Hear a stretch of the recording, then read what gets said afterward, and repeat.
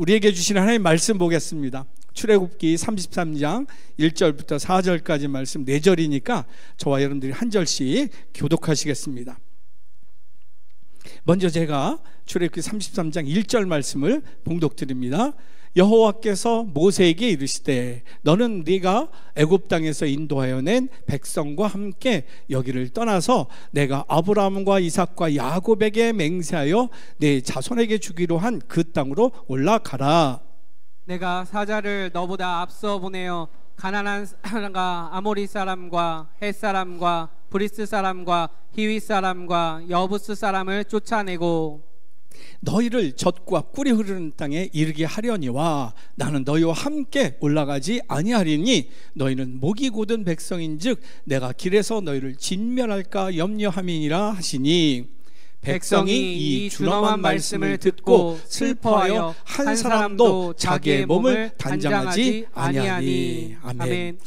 이 본문을 통해서 주시는 하나님 말씀 제목이 하나님과의 관계 회복입니다. 여러분 한번 같이 한번 읽어볼까요? 시작. 하나님과의 관계 회복. 여러분 이 땅에서 제일 중요한 게 하나님과의 관계인 줄로 믿습니다. 하나님과의 관계, 동행의 관계. 그때 하나님이 우리의 삶을 보호하시고 이끄시고 세우시고 영광 받으시는 줄로 믿습니다. 이 관계를 우리는 항상 유지해야 돼요. 그런데 우리는 이것을 아주 우습게 생각할 때가 많아요. 그래서 제가 지난 시간에 그러한 얘기를 했어요. 행운과 행복에 대해서 네잎크로바와 세잎크로바에 대해서 얘기를 했죠. 한번 볼까요? 네잎크로바는 행운이었고요, 세잎크로바는 행복을 뜻한다고 그랬어요. 그러면서 우리가 생각하게 하는 그러한 문장을 읽었죠. 우리는 행운을 위해 행복을 짓밟을 때가 너무나 많다. 잠깐의 쾌락과 즐거움을 위해서 진짜 중요한 행복을 우리 무시하고 짓밟고 업신여길 때가 참 많다라는 것이에요. 그게 참으로 어리석은 삶이죠. 제목으로 바꿔주세요. 왜 이 얘기를 했느냐? 지금 이스라엘 백성들이 그러고 있다는 거예요. 지금 이스라엘 백성들은 모세가 시내산에서 40일 동안 하나님과 대화하면서 율법을 받고 내려오는데 안 내려오니까 그들이 금송아지를 만들었어요. 그리고 이게 우리를 출애굽시킨 여호와 하나님이다라고 하면서 거기에서 광란의 예배를 드렸던 것이죠. 근데 신학자들은 이 이스라엘 백성들의 상태를 이렇게 표현했어요. 그것은 그들의 속마음을 나타낸 것이다. 즉 그들이 원하는 것은 하나님이 아니고 하나님께서 주시는 축복인 것이다 라고 얘기를 했어요. 그들이 금송아지를 만들어서 예배하는 것은 진짜 하나님이 필요해서가 아니라 하나님께로부터 받는 그러한 축복들 때문이었다라는 거예요. 이스라엘 백성들은 복의 근원, 행복의 근원이신 하나님을 동행하면서 그분의 뜻을 따라서 그분의 이끄심을 따라서 지키심과 보호하심과 승리하는 삶을 사는 게 아니라 오직 세상에 살면서 풍요롭고 평안한 삶을 원했다라는 거예요. 이렇게만 해준다면 그것이 여호와 하나님이 아니라도 금송아지라도 괜찮다라고 생각했다는 것입니다. 다시 말해서 그들은 행운을 위해서 행복의 근원, 복의 근원이신 하나님을 버릴 수 있는 백성이다라는 거예요. 조금 생각을 해볼까요? 여러분들의 신앙생활은 어떨까요? 나의 기도 제목을 보면 알아요. 나는 하나님 당신을 원하는가? 하나님께로부터 받는 그 건강의 축복, 자녀 형통의 축복, 물질의 축복, 이런 것들 때문에 지금 내가 예배를 드리고 있는 것 아닌가? 한번 생각해 보시기 바랍니다. 하나님은 지금 이스라엘 백성들이 금송아지를 만들었을 때 아셨어요. 뭘 알았냐? 그들이 원하는 것은 나 여호와 하나님이 아니라 나로 인해서 받는 그 보호받고 이끌림받고 풍성해지는 세상의 권력을 잡는 그 축복에 있음을 하나님은 아셨습니다. 그래서 하나님은 오늘 선포하세요. 이미 이스라엘 백성들의 조상 아브라함, 이삭, 야곱에게 약속한 그 가나안 땅의 축복은 주겠지만 이 백성들과는 다시는 같이 아니 가겠다 선포를 하세요. 다시 말해서 그들에게 약속하신 축복은 주시겠지만 그들과의 관계는 이곳으로 끝이다 라는 거예요. 이게 얼마나 무서운 일인지 아세요, 여러분? 하나님께서 우리를 심판하실 때 가장 무서운 심판이, 제가 뭐라고 얘기했어요? 항상 무슨 건강을 치실 때도 있고, 사업을 치실 때도 있고, 자녀를 치실 때도 있고, 어떤 일들을 통해서 하나님께서 심판하실 때가 있는데, 진짜 무서운 심판은 뭐예요? 가장 무서운 심판? 하나님의 유기입니다. 유기. 네 마음대로 행하라라는 거예요. 바로가 망한 게 그거 아니에요? 하나님께서 마음을 강팍하게 하신 게 아니에요. 하나님이 관여를 안 하시니까 자기의 본성대로 살게 되어 있어요. 자기의 본성대로 살다 보니까 육의 욕망으로 사는 거예요. 그러니까 강팍해지고 빼앗게 되고 용납하지 않는 거예요. 우리들의 자녀들이 엄마 아빠 참 제발 좀 내비둬, 나 인생 내 인생이야, 좀 내가 살게 좀 내비둬 할 때가 참 많아요. 그럼 잘 살 것 같죠? 사고치고 이 뒤치다거리가 더 힘들어. 여러분, 하나님의 심판 중에 가장 무서운 심판이 하나님의 유기예요. 그러나 여러분, 감사한 것은 하나님이 더 이상 같이 가지 않으시겠다는 그 말씀의 더 깊은 이유를 우리가 알게 되면 너무나도 감사하게 되는데, 왜 그랬냐? 이들은 목이 너무나도 곧은 백성이기에 함께 가다가 하나님의 진노로 멸망할까 한다라는 거예요. 3절 말씀 보면 너희를 젖과 꿀이 흐르는 땅에 이르게 하려니와 나는 너희와 함께 올라가지 아니하리니 이는 너희는 목이 곧은 백성인즉 내가 길가에서 너희를 진멸할까 염려함이니라 하시니. 무슨 얘기예요? 진멸하시겠다는 거예요? 아니에요. 내가 너를 떠나서라도 너희들이 살기를 원한다라는 뜻이에요. 아멘이십니까? 내가 너희를 떠나는 한이 있더라도 너희들이 멸망하지 않기를 원한다라는 거예요. 여기에 깊은 하나님의 사랑이 있어요. 여러분, 하나님의 말씀은 내 심령골수를 찔러 쪼개서 아프고 속상하고 분노가 일어나도 거기에 생명이 있는 것을 믿으실 수 있기를 간절히 소망합니다. 그런데 이러한 상황에서 참 감사한 것이 있는 게 뭐냐면, 이런 하나님의 말씀을 듣고 굉장히 마음 아파하고 또 애통하는 마음들이 이스라엘 백성들 속에 있었다라는 거예요. 이 애통해하고 슬퍼하는, 하나님과 떨어져 가야 된다는 그러한 마음, 아픈 마음을 통해서 하나님과 이스라엘 백성들과의 관계가 회복되기 시작되었다라는 것이에요. 전 여러분들을 이 시간 축복합니다. 이 시간 여러분들 이 더운데 예배드리러 오셨는데, 이 예배를 통해서 말씀 묵상할 때 여러분 다른 무엇보다도 하나님이 여러분을 사랑하는 그 깊은 마음을 알아가는 축복이 있길 주님의 이름 가지고 축원합니다. 그래서 그 마음을 아는 삶의 반응으로 하나님과의 관계가 회복되어지는 은혜가 있길 주님의 이름 가지고 축원합니다. 그 회복된 관계, 여러분 한 사람 때문에 여러분의 가정이 살고 일터가 살고 학교가 살고 교회와 나라가 살길 주님의 이름 가지고 축원합니다. 그럼 이스라엘 백성들이 하나님과 관계 회복을 어떻게 했는가? 오늘 두 가지 그 행동을 묵상을 하려고 그래요. 첫 번째는 뭐예요? 장신구 떼어내기예요. 같이 한번 읽어볼까요? 시작. 장신구 떼어내기. 이게 무슨 말인가? 4절 말씀 같이 읽습니다. 시작. 백성이 이 준엄한 말씀을 듣고 슬퍼하여 한 사람도 자기의 몸을 단장하지 아니하니. 아멘. 하나님이 가나안의 축복은 주시겠는데 그들과 함께 가지 않겠다, 유기하겠다라고 말씀하셨을 때 이스라엘 백성들은 모두 슬퍼했다라는 거예요. 그리고 이스라엘 자손들은 자기 몸에 장식했던 그 액세서리를 다 떼어냈다라는 거예요.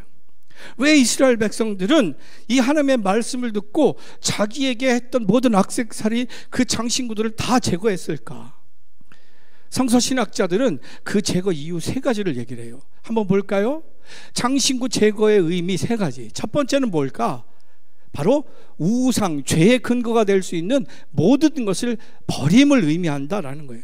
죄의 요소를 제거한다는 뜻이에요. 여러분, 금송아지 우상 때문에 이 일이 벌어졌어요. 근데 여러분, 금송아지는 뭘로 만들었어요? 이들의 귀걸이를 통해서 만들었어요. 장신구를 통해서 만들었어요. 그런데 이 장신구 액세서리들은 원래 그들 거였어요? 아니었어요? 아니었어요. 이 모든 액세서리 장신구들은 애굽에서 하나님께서 10가지 재앙으로 이 애굽 백성들을 두렵게 했을 때 이스라엘 백성들에게 그 진노를 막아달라고 대신 물질을 준 거였어요. 하나님의 그 역사로 그들에게 선물로 받게 된 것이었죠. 그런데 이 액세서리 그 자체는 죄가 아니었어요. 그런데 이것은 그들이 원하던 그러한 복된 생활의 한 모습이었다라는 거예요. 여러분, 이것은 생활 가운데 장신구를 하는 이유가 뭐예요? 자기를 아름답고 돋보이게 하기 위해서 하는 게 액세서리예요. 장신구. 자기를 돋보이게 하고 자기를 자랑하게 하는 것. 그래서 그들은 언제든지 이것들로 인해서 금송아지를 만들 수 있는 요소를 갖고 있다라는 거예요. 그래서 이 장신구를 벗었다라는 얘기는 죄의 가능성을 잘라버렸다라는 뜻이에요. 이게 얼마나 중요한 일인지 몰라요. 나에게 있어서 죄의 근원, 눈길도 두지 않는, 음행이나 욕심에 걸리지 않기 위해서 눈길도 두지 않는 그 일들이 장신구를 떼어내는 일이라는 것이에요. 두 번째는 뭘까요? 그것은 장신구 제거의 의미는 하나님 앞에서 그들의 마음이 다시 가난하게 된 것을 의미한다라는 거예요. 여러분, 지금 그들의 삶에서 그들의 소망은 뭘까요? 이스라엘 백성들이 지금 광야에서 살고 있지만 그들의 삶에서 진짜 소망하는 그러한 소망은 뭘까요?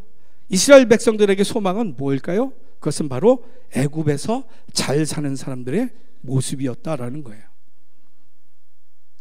여러분, 그들이 꿈꾸는 게 뭘까요? 430년간 노예로 살면서 가장 부러워했던 게 뭘까요? 그 발달된 문화와 그것을 누리고 노예들을 부리고 평안하게 또 사치스럽게 쾌락 가운데 살아가는 그 애굽 사람들의 모습이 이들에게는 소망이었다라는 겁니다.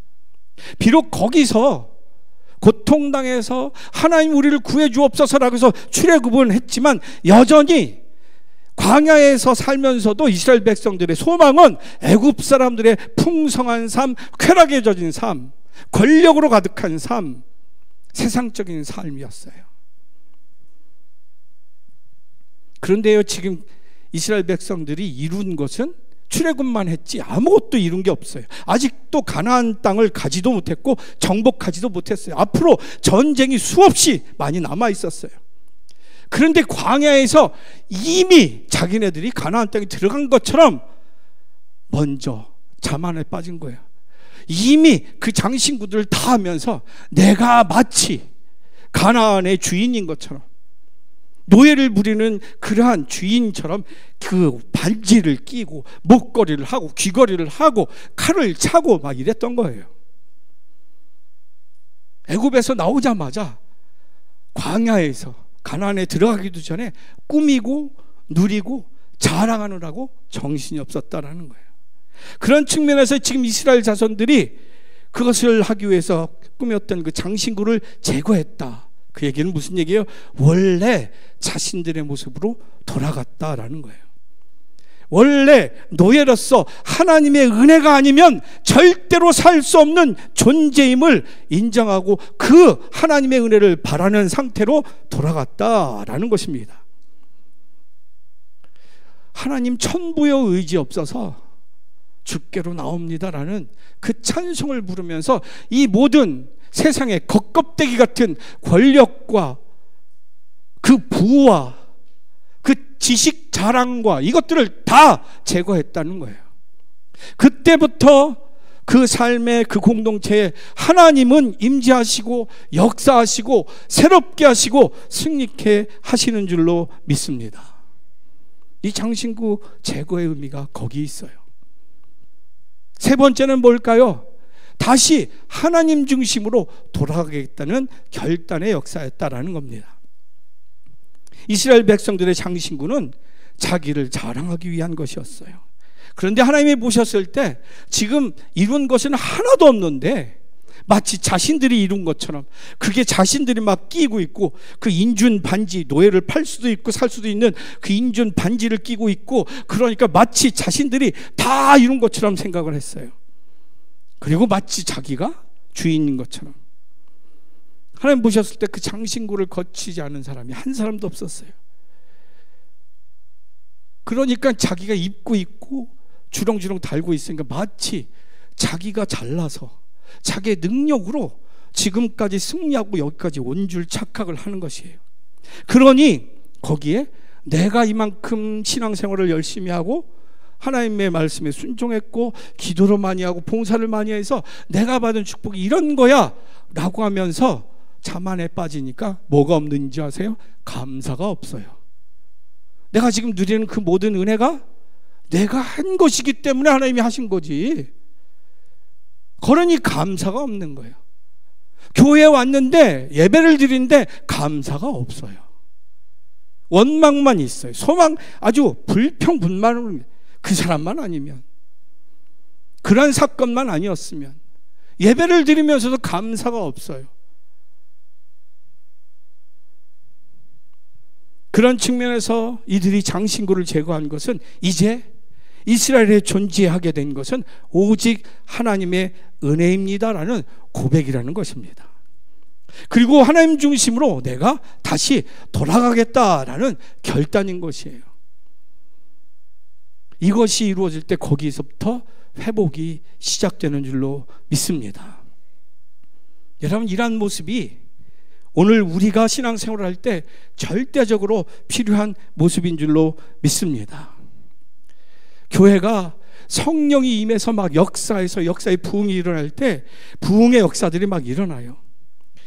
교회 성령의 역사가 일어나고 기도의 응답이 일어나고 병이 고쳐지고 자녀들이 진로가 막 시온의 대로가 열리듯이 열리고 사업이 형통되어지고 모든 일들마다 하나님의 기도의 응답으로 축복을 받을 때, 그때 부흥의 역사가 일어나면서 교인 수들이 막 늘어나요.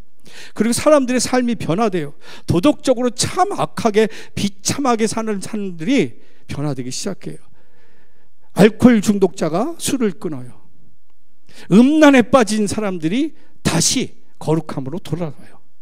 부정부패로 악하게 사업과 이런 것들을 운영했던 사람들이 양심의 찔림과 하나님의 축복의 역사로 정직한 방법으로 돌아와요. 그래서 교회에는 막 교육 사업이 활달하고 사회 봉사 사업이 활달하고 막 문화 사역이 활달합니다. 근데 이때 주의해야 할 것이 있어요. 그것은 뭐냐? 그것은 부흥회 때 이 부흥의 은혜에서 이루어진 그 산물들, 그 결과물들에 붙들리면 안 된다라는 거예요. 여전히 교회가 붙들어야 할 것은 하나님의 뜻, 하나님의 말씀인 줄로 믿습니다. 그리고 하나님 앞에 늘 가난한 마음으로 하나님의 은혜 아니면 우리가 여기 있을 수 없습니다라는 그런 마음으로 하나님의 이끄심을, 하나님의 뜻을 사모해야 되는 줄로 믿습니다. 그런데 많은 경우 그렇게 하지 못한다는 거예요. 그 하나님의 뜻, 그 말씀을 제쳐두고 다른 것에 몰두할 때가 너무나도 많아요. 어떤 사람은 교회가 헌금을 많이 했으니까 그걸 사회봉사로 많이 해야지, 그리고 교회 일들 봉사를 많이 해야지, 식당 봉사, 주차장 봉사, 무슨 봉사를 많이 해야지, 그리고 찬양이 가장 중요하니까 찬양을 위해서 악기도 보강하고 마이크도 보강하고 막 유명한 음악 아티스트를 초청해야 되고, 그리고 문화사역을 엄청나게, AI가 지금 활달한데 AI를 들여야 되고 방송 시스템을 바꿔야 되고, 그러는 동안 교회는 점점 성령의 역사가 사라지기 시작합니다. 그 뜨거웠던 일들이 없어지기 시작해요. 그 이유는 너무나도 많은 장신구들이 교회 안에, 우리의 신앙생활 안에 가득해지기 때문에 그래요. 우리들의 삶의 목표가 하나님이 아니라 하나님께로부터 받은 그 축복이 목적이 되기 시작하기 때문에 그렇습니다. 여러분 사도행전 6장에 보면 예루살렘 교회가 처음에 성령의 역사로 놀라운 일들이 죽은 자도 살아나고 모든 병들이 치유되어지고 사람들이 변화되어지고 그래서 엄청난 성령의 역사들이 일어납니다. 많은 물질들을 사도 앞에 갖다 놔요. 어떤 사람은 전 재산을 갖다 바쳐요. 그리고 그것을 어떻게 쓰냐? 가난한 사람들을 구제하는 데 써요. 구제하는 것도 대충 하지 않아요. 전심으로 해요. 근데 문제가 생기죠. 헬라파 유대인과 히브리파 유대인들이 싸우기 시작합니다. 누구는 더 받고 누구는 덜 받았다. 그때 사도들이 다행히 영적인 분별력이 있었어요. 금방 정신을 차립니다. 그 갈등과 다툼은 성령의 역사를 중단시키는 그러한 사탄의 역사로 바라보게 된 것입니다.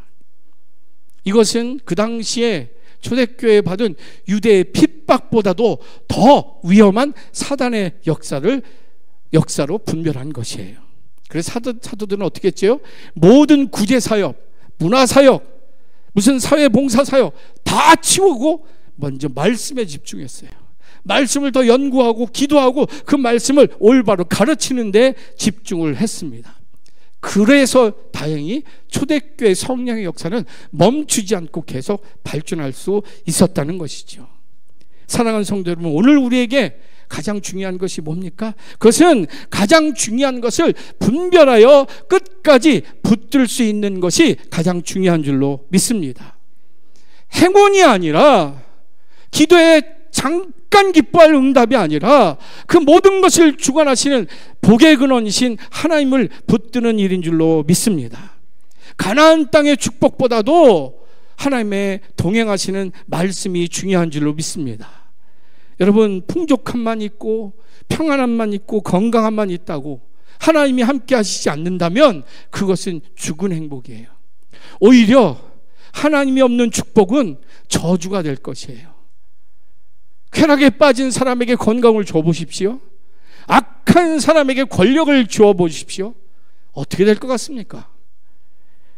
여러분, 교회가 건물이 새로 접고 리모델링하고 시스템이 너무 좋고 냉난방 장치가 너무 좋고 마이크 시스템이 좋고 사람들이 많이 모인다고 해도 그곳에서 하나님의 역사를 체험할 수 없다면, 하나님이 느껴지지 않는다면, 내 기도를 눈물로 부르짖어대도 아무 응답이 없는 교회라면 그것은 죽은 교회예요.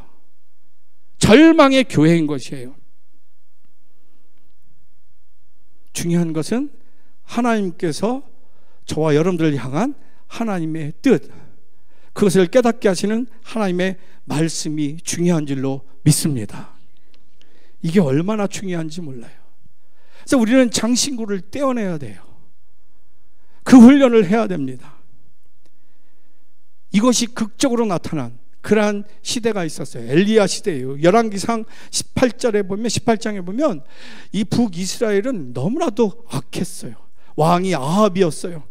하나님이 세우신 왕인데 자기가 시돈이랑 무역관계나 이런 걸 해서 살려고 또 부흥하려고 시돈의 딸 이세벨이랑 결혼해요. 거기에서 이 우상들을 섬기기 시작합니다. 바알을 들여왔잖아요. 거기서 악한 일들이 일어나요. 그러니까 경제는 부흥한데 안보는 튼튼한데 동맹으로, 그런데 타락하기 시작하고 악하기 시작해요. 그래서 하나님이 진노해서 엘리야를 통해서 선포해서 3년 6개월 동안 비를 내리지 않게 합니다. 여러분, 지금 강원도 얼마나 가뭄인지 아세요? 그런 거 보지도 않죠. 그냥 저기 뉴스에 나오지도 않잖아. 지금 트럼프가 하도 인기 있어가지고 이재명 대통령하고. 여러분, 그런 가뭄이 3년 6개월 해봐요. 어떻게 되겠어요? 그냥 다 죽는 거예요. 그랬더니 이 아합 왕이 얼마나 악한 어리석은, 이게 다 저 엘리야 때문이고 여호와 때문이다라는 거예요. 그래서 이세벨 통해서 그 바알 선지자 450명하고 이 아세라 선지자 400명, 850명과 함께 제단을 쌓기로 해요. 갈멜살에서 전투를 합니다. 누가 진짜 하나님인지. 먼저 바알 선지자 450명, 아세라 선지자 400명이 그들의 섬기는 신께 기도하고 부르지. 하루가 지나도 아무 응답이 없어요. 칼로 자기들을 째도 피를 흘려도 아무 응답이 없어요. 저녁 때 돼서 이제 엘리야가 나타나요. 거기에 번제물을 쌓아요. 나무들을 뗄 목들을 쌓고 거기에 송아지를 잡아서 각을 떠서 거기에 이만한 드럼통 4통을 부어요. 또 한 번 부어요. 2번 부어요. 또 한 번 부어. 3번 부어요. 12통을 부어요. 물이 철철철철 흘러요. 엘리야가 하나님께 부르짖어 기도할 때 하늘에 천둥 번개와 함께 폭포수와 같이 비가 쏟아집니다. 장마에 떠내려갈 정도로 다 떠내려갔다고 그래요. 그리고 불로 그걸 다 불살르고 다 떠내려가요. 근데 문제는 뭐냐? 이러한 번제를 하나님 불로 내려서 다 살르고 그 물을 다 마르고 또 비가 7번 기도할 때 다 응답돼서 그렇게 폭포수와 같이 왔는데 문제는 뭐냐? 그러한 역사를 이루신 하나님께 이스라엘 백성들이 돌아오지 않았다는 거예요. 그냥 가뭄이 끝났으면 됐다라는 거예요.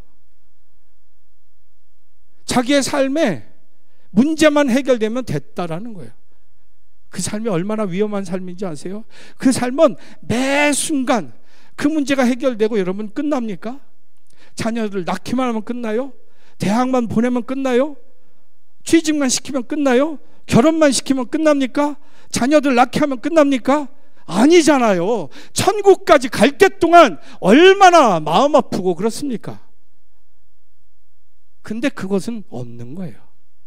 이스라엘 백성들이 그렇게 타락했어요. 그래서 이 엘리사는, 엘리야를 스승으로 둔 엘리사는 뭐를 구했어요? 이 땅을 엘리사가 병거 타고 올라가기 전에 나에게 무엇을 구할 거냐? 근데 엘리사가 뭐라고 그래요? 당신에게 역사하신 성령의 역사를 갑절이나 내게 허락하여 주옵소서. 자기가 가지고 있는 영적 그런 능력, 하나님께로부터 받는 능력, 그래서 하나님께 동행하는 그 능력을 내게 주옵소서라는 거예요. 어떤 장관의 위치, 그 영적인 리더의 위치를 달라고 한 게 아니에요. 하나님과 교통하는 그 영적인 능력을 구했다라는 거예요. 그때부터 이 엘리사를 통해서 이스라엘 나라는 아람 군대로부터 지킴을 받고 강건한 군사의 나라가 된 줄로 믿습니다. 거기 질문이 있어요. 지금 나에게 있어서 하나님 말씀 앞에 제거해야 할 장신구는 무엇이 있습니까?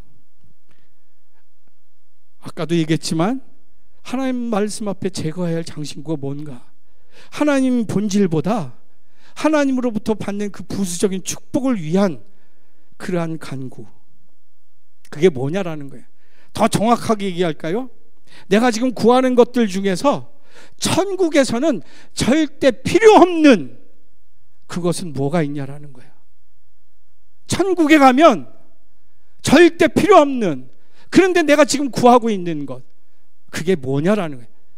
그게 제거해야 될 장신구라는 거예요. 여러분, 천국에 가면 아파트가 중요합니까? 천국에 가면 어떤 직책이 중요합니까? 천국에 가면 어떤 명예가 중요합니까? 학벌이 중요합니까? 어떤 자가용이 중요합니까? 아니에요. 여러분들이 자녀들을 위해서 기도하고 남편을 위해서 기도하고 부모님을 위해서 기도할 때 그게 천국에도 필요하냐라는 거예요. 그게 장신구예요. 그럼 목사님, 우리는 이 땅에 살면서 굶어 죽으라는 얘기입니까? 그냥 노숙하라는 얘기입니까? 아니에요. 주님은 분명히 주기도문에서 말했어요. 일용할 양식을 구하라고 그랬어요. 하나님은 필요한 걸 아시고 주신다는 거예요. 중요한 것은 그것을 넘어서 하나님과의 관계를 넘어선 이 땅의 욕망을 벗으라는 것입니다. 전 여러분들이 분별력이 있길 간절히 소망합니다. 세상을 헛살지 않는 우리 자녀들 되길 간절히 소망합니다. 그래서 내 일부 때는 교사들과 전도사님들과 지도자들이 다 왔었어요. 제가 그랬어요. 제발 부탁인데 이번 여름 성경학교와 수련회는 제발 사도 바울이 다메섹 도상에서 죽으셨다가 다시 부활하신 예수님을 만난 순간 그 인생이 완전히 바뀌고 영적인 세계를 뒤집어 놓는 지도자가 된 것처럼 이번 여름 성경학교 때 여러분 수련회를 통해서 이들이 진짜 살아 역사하시는 부활하신 예수님을 만나게 해달라고 간곡히 부탁을 했어요. 매일 새벽마다 기도하고 있어요. 저는 그들 많은 숫자가 아니에요. 그 중에서 사도 바울 같은 한 명이라는 지도자가 나온다면 우리 교회를 살리고 이 나라를 살리게 될 줄로 믿습니다. 정신구를 버려야 돼요. 두 번째는 이스라엘이 하나님과의 관계 회복을 위해서 회막 세우기. 한번 같이 읽을까요? 시작. 회막 세우기. 이 회막은 뭘까? 7절 같이 읽습니다. 시작. 모세가 항상 장막을 취하여 진 밖에 쳐서 진과 멀리 떠나게 하고 회막이라 이름하니 여호와를 앙모하는 자는 다 진 바깥 회막으로 나아가며. 아멘. 그럼 하나님과 이스라엘 백성들과의 회복은 몇몇 사람들의 기도로부터 시작되었다라는 거예요. 모세는 하나님을 사모하고 하나님의 은혜를 사모한 사람들과 함께 진 밖에 나가서 그곳에서 회막을 세우고 하나님께 기도했어요. 이 회막은 성막과 다른 거예요.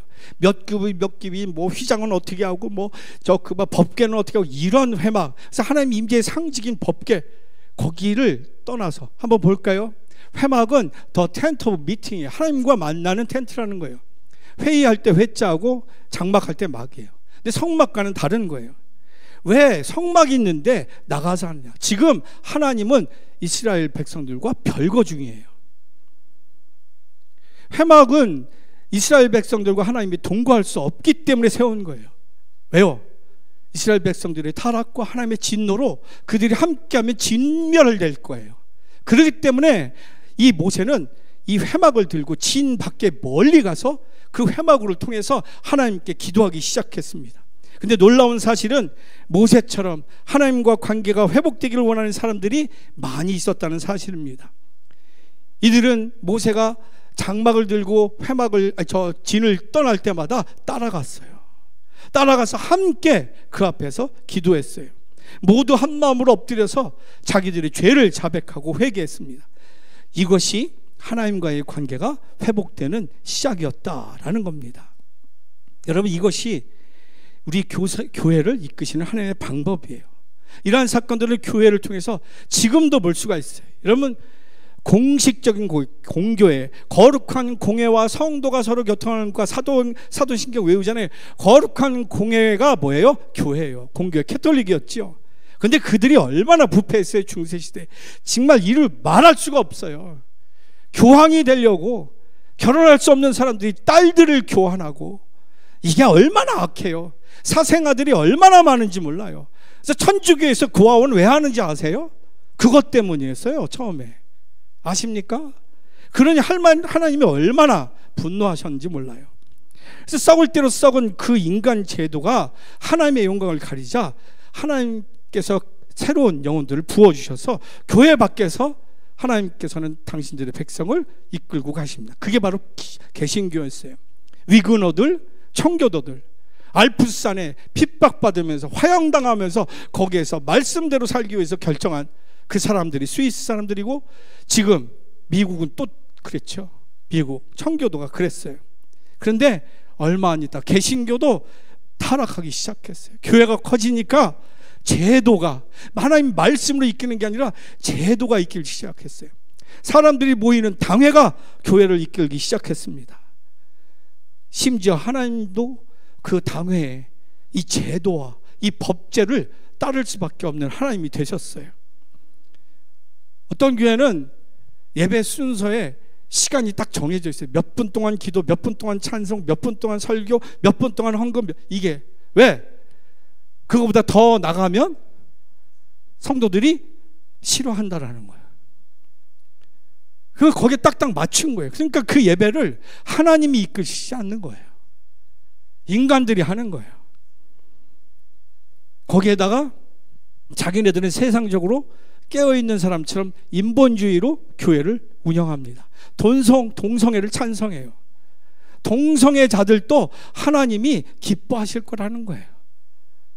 그것이 죄가 될 수가 없다라는 거예요. 그리고 타 종교에도 구원이 있다라는 거예요. 어떤 교회는 그래서 스님을 모셔다 놓고 주일날 설법하게 해요. 그리고 자신도 절에 가서 석가탄신일 날 거기 가서 설교를 해요. 여러분, 이게 얼마나 비참한 일인지 아세요? 기독교가 왜 막 못되게 보이는지 그게 사탄의 관계예요. 여러분이 하나님이 전능하시다면, 그리고 구원하시려고 하는 사랑이 극진하신 하나님이라면, 그래서 하나님이 예수 그리스도 외에는 구원받을 만한 이름을 주신 적이 없다라고 기록하고 있어요. 그 얘기는 무슨 얘기예요? 예수님 안 믿으면 다 죽여, 이게 아니에요. 전능하신 하나님이기 때문에 그 한 사람 독생자 예수 그리스도를 통해서 그 구원을 완전하게 이루실 수 있는 전능하신 하나님임을 나타내는 거예요. 예수가 완전하지 않기 때문에 석가가 필요하고 문선명이 필요하고 이재명이 필요한, 아니에요. 이재명이네. 이만희 용서하십시오. 네. 근데 사탄이 기독교는 참 못됐어, 자기만 구원이 있대. 아니에요. 그건 하나님을 모르는 거예요. 우리가 믿는 하나님이 완전하지 않다? 어떻게 우리가 믿고 따를 수가 있겠습니까? 한참 인생을 다 바쳐서 헌신했는데 죽을 때가 여기가 아닌가비요? 그럼 어떻게 할 거야? 그래서 그것도 인본주의로 동성애도 찬성하고 타종교에도 구원이 있다고 해. 멋있게 보여요. 멋있게 보여. 그 예배, 그 교회를 하나님이 이끄시겠어요? 하나님이 역사하시겠습니까? 여러분이 하나님이라면 어떻게 하시겠어요? 아니에요. 하나님께서는 그래서 그 공동체를 떠나세요. 그리고 개별적으로 개인들을 만나세요. 소공동체를 통해서 만나세요. 계속적으로 하나님은 구원을 이루십니다. 설교를 통해서, 선교회를 통해서, 봉사를 통해서 만나시고 이루십니다. 어떤 한 교회 큰 장로님인데 계속 간증하면서 도전을 주는 장로님이 계세요. 큰 사업을 하는데, 근데 그분이 한때 중고등부 출신에다가 청년부 출신이에요. 너무나도 열심히 했어요. 학교, 중학교, 고등학교 갈 때 학교 가기 전에 새벽 기도하고, 하교할 때 교회 와서 기도하고 가고. 그러니 얼마나 이 사람이 하나님의 은총을 받았는지 벤처 사업을 했는데 기가 막히게 됐어요. 완전 대박이 났어요. 근데 그렇잖아요. 너무나도 바쁜 거예요. 그리고 거기에서 하나님을 찾는 일이 점점, 주일날도 일이 많아요. 그래 주일날 예배를 못 드려. 하나님께 기도하는 시간이 없어져. 그러다가 갑자기 더 큰 건이 생겼어.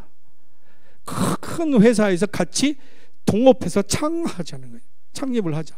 근데 거기에 투자했어요. 근데 갑자기 그게 다 사기였던 거야. 한순간에 그 모든 것이 다 날아갔어요. 근데 이 장로님이 감옥에 갔어요. 그것을 감당하지 못하고 감옥에 갔는데 거기서 하나님 원망한 게 아니에요. 거기서 할 일이 없으니까 성경만 읽었던 거예요. 그러면서 하나님을 깨달아요. 내가 진멸할까 하면이라는 말씀을 읽어요. 그 얘기는 무슨 얘기예요? 난 니네들이 살았으면 좋겠다. 난 니네들을 사랑한다. 나를 떠나도 나는 니네들이 살았으면 좋겠다라는 걸 깨달아요.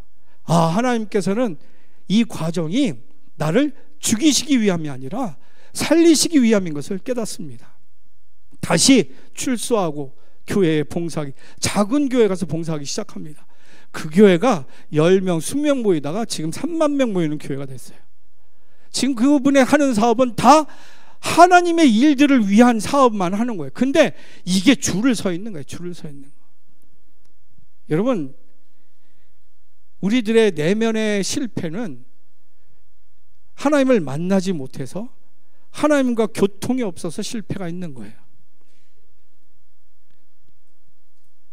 여러분, 거기서 우리가 회복되려면 하나님과 만나는 회막이 필요한 줄로 믿습니다. 그래서 9절과 10절을 보면 같이 읽습니다. 시작. 모세가 회막에 들어갈 때 구름 기둥이 내려 회막문에 서며 여호와께서 모세와 말씀하시니 모든 백성이 회막문에 구름 기둥이 서 있는 것을 보고 다 일어나 각기 장막문에 서서 예배하며 라 기록하고 있어요. 드디어 회막에 모세를 통하여서 하나님께서 구름 기둥으로 임재하는 것을 모든 백성들이 보기 시작합니다. 그리고 그 회막 안에서 하나님께서 말씀하신 9절 말씀 보여주실래요?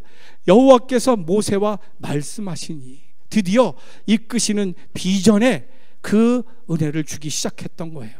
그리고 10절에 보면 모든 백성들이 그것을 다 보고 구름 기둥이 서 있는 것을 보고 다 일어나 각기 장막문에 서서 예배하며 동행하기 시작했다라는 겁니다.